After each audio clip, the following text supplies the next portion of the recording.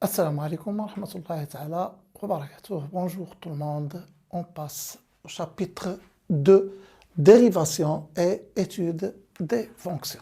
Donc, on va commencer par la première paragraphe. Donc, il s'agit de la dérivabilité d'une fonction en un point. Donc, commençons par la définition. Donc, définition 1. Donc, soit f, une fonction définie sur un intervalle ouvert i, et a un élément de i, c'est-à-dire a appartient à cet intervalle ouvert i. Donc, on dit que f est dérivable au point a s'il existe un réel L tel que la limite lorsque x tend vers a de fx moins f de a sur x moins a égale L. C'est-à-dire que cette limite est finie et vaut L.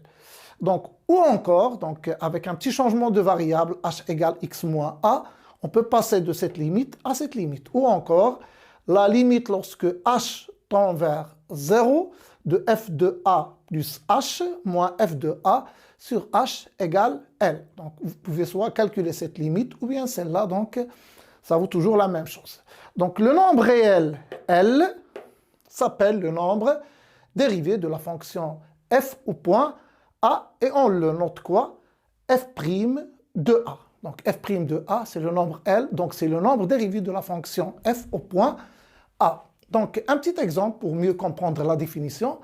Donc, étant donné la fonction f définie par fx égale x carré plus 3x moins 2, une fonction polynôme simple. Donc, étudions la dérivabilité de la fonction f au point a égale 1. Donc, je vais étudier la dérivabilité de la fonction f au point a qui est égal à 1. Donc, je suis censé calculer quoi? La limite lorsque x tend vers a de fx moins f de 1 sur x moins 1.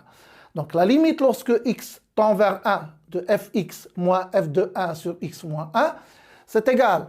La limite lorsque x tend vers 1, donc je vais remplacer fx par l'expression x carré plus 3x moins 2, moins f de 1, j'ai déjà calculé f de 1, c'est égal à 2.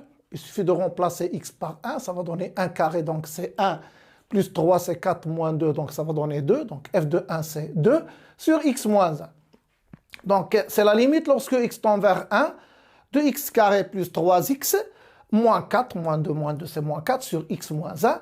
N'essayez pas de remplacer directement, ça va donner une forme indéterminée 0 sur 0. Et donc, je dois factoriser par x moins 1, il s'agit d'une fonction rationnelle. Donc, je factorise par x moins 1. Donc, c'est la limite lorsque x tend vers 1 de x moins 1 facteur de x plus 4 sur x moins 1. Ensuite, je vais simplifier par x moins 1, puis remplacer x par 1. Et je vais trouver donc 1 plus 4 qui vaut 5. Donc, puisque cette limite est finie, et vaut 5, donc je peux dire que ma fonction f est dérivable au point 1 et que f' de 1, c'est égal à 5.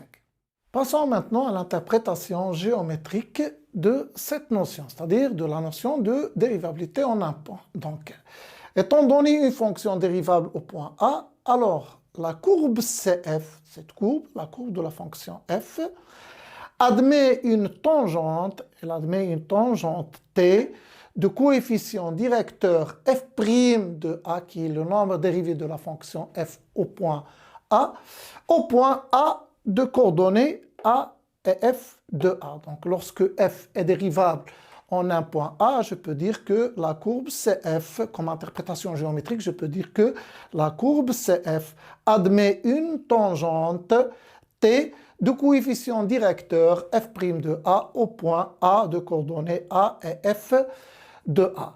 Une équation cartésienne de cette tangente est donnée par, donc une équation cartésienne de cette tangente t est donnée par y égale f' de a facteur de x moins a plus f de a. Donc y égale f' de a facteur de x moins a plus f de a. Passons maintenant à la définition de la dérivabilité d'une fonction à droite et à gauche en un point A donné. Donc, la définition 2. Donc, soit f, une fonction définie sur un intervalle de type a moins alpha a, avec alpha strictement positif, c'est-à-dire une fonction f doit être définie à gauche du point A.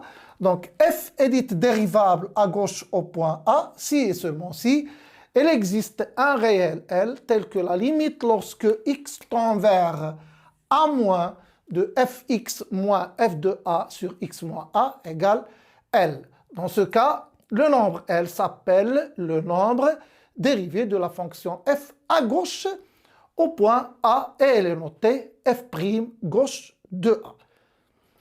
Donc, de la même manière, on peut définir ce qu'on appelle la dérivabilité de la fonction f à droite plutôt cette fois en un point A. Donc, je dois avoir une fonction qui définit sur un intervalle de type A plus alpha avec alpha strictement positif, c'est-à-dire une fonction qui définit à droite du point A. Donc, f est dite dérivable à droite en A si et seulement si elle existe un réel L tel que la limite lorsque x tend vers cette fois a plus de fx moins f de a sur x moins a égale L. Bien sûr, le nombre réel L s'appelle le nombre dérivé de la fonction f à droite en A et sera noté donc f' droite de A, le nombre dérivé de la fonction f à droite en A.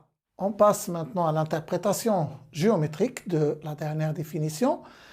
Donc, si f est dérivable à gauche en un point A, alors la courbe CF admet une demi-tangente cette fois, une demi-tangente que je vais noter T gauche, donc T, une demi-tangente à gauche, de coefficient directeur f' gauche de A, à gauche du point A de coordonnées A et f de A. Donc voici donc la courbe CF, elle est là, la courbe CF. Et voilà le point A. Donc cette courbe admet une demi-tangente TG de coefficient directeur f' gauche de A à gauche du point A, bien sûr, de coordonnées A et f de A. Cette demi-tangente est caractérisée par ce système, donc y égale f' gauche de A, x moins A plus f de A. Et n'oubliez pas de signaler que x doit être inférieur ou égal à A. Donc c'est l'équation de la demi-tangente, bien c'est le système d'équations de la demi-tangente à gauche du point A de coordonnées f, de coordonnées plutôt A, f de A, lorsque bien sûr f est dérivable au point, ou bien à gauche au point A.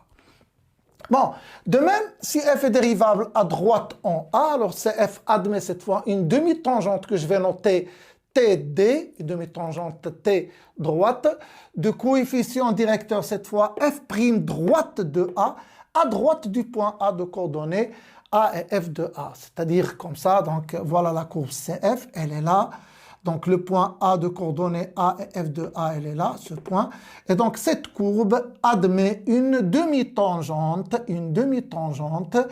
à droite de ce point, c'est-à-dire à droite du point A de coordonnées A et f de A. Cette demi-tangente est caractérisée par ce système, donc y égale f' droite cette fois de A, facteur de x moins A plus f de A, et à signaler que x doit être supérieur ou égal à A pour juste dire qu'il s'agit d'une demi-tangente à droite de ce point.